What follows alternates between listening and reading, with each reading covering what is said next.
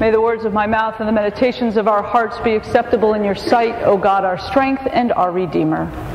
Amen.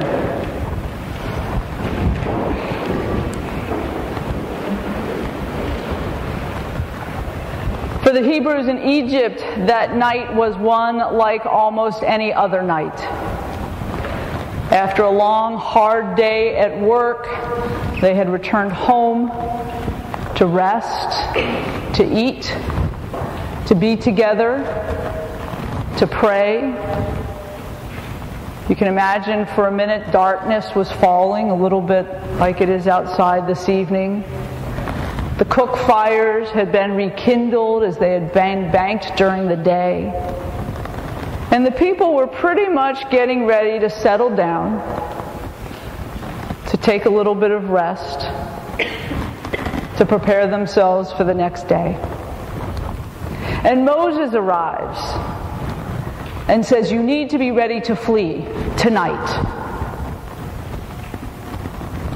Pick up your sandals, pick up your staff, prepare the food. There's not much time. You can sort of imagine the women running around trying to prepare some food, trying to cook the bread which hasn't risen yet and worried about it burning. You can imagine the men trying to gather things together that they might need for a journey. Something was about to happen. God's action was about to break into the world. And God's love for His people was about to be demonstrated finally in their freedom from their masters, from the Egyptians. We fast forward, we have the scene of another night. Another group of people gathering in the upper room. Jesus and His disciples coming in after a long day. You can imagine they're dusty, they're dirty, they're tired. But it's a night of remembrance for them. It's a night of remembering the story of their ancestors. It was the night of celebrating God's love for them in the Passover, in the remembering of the people fleeing, the remembrance of freedom, and the remembrance of love. And the disciples thought they knew what was going to happen that night. Clearly somebody was going to come and wash the dirt from their feet, as was usual. They were going to sit down together to share the Passover meal. This was the type of meal that you sat down with those who were closest to you, your family, your closest friends, those people that you didn't have to hold any pretense with. It wasn't those kinds of conversations where you're sitting next to somebody at the dinner table and going, wasn't the weather nice today? No, these were the people that you gathered with every night. Your intimate companions. The ones that you were comfortable with, that you shared your whole self with. And after 3 years of traveling together, of sharing meals together, of wandering, of learning, there was a love and an intimacy and a depth of relationship there. And they all thought they knew what was going to happen. And then suddenly Jesus gets up. And they imagine the Master is to speak. We're about to hear some great proclamation this Passover night. We're about to learn something deep and important. But instead of speaking, Jesus takes off His robe and begins to wash their feet. Now in Jesus' culture, the only one who would wash another's feet was a slave. No one of Jesus' status and stature would ever have washed another's feet. Certainly not those who were perceived to be below him. And yet, it is He who gets up to wash their feet. And Peter, who we know can never keep his mouth shut, says, Not me. Not me. I'm not worthy of this. And Jesus says, I must wash your feet. Great, well then wash my whole body. Go ahead.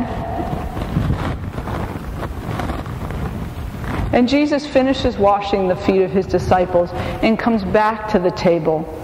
And that's where the teaching really occurs then.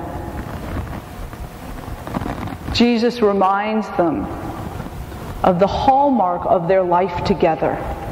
And the hallmark of their life together, that which had knitted them so close over those years, was their love for one another. And the love that God had poured out upon them in their travels, in the miracles, in their preaching, in their teaching. And I think the one important idea that we need to take away from this particular night is the reminder of God's pervasive and encompassing love for us. We celebrate that tonight in two ways. In the sharing of the meal, in the breaking of the bread. As Jesus and His disciples were celebrating the Passover, we are celebrating the Eucharist in reminding us what they did that night. It is a reminder to us of God's love for us, of the gifts poured out upon us, of the bread broken, of the wine shared, of God's presence among us. And then the love offered in the foot washing, in getting down on one's knees, of serving another person freely, openly, with love and compassion. God's love poured out upon the people. Poured out upon the people thousands of years ago that night in Egypt.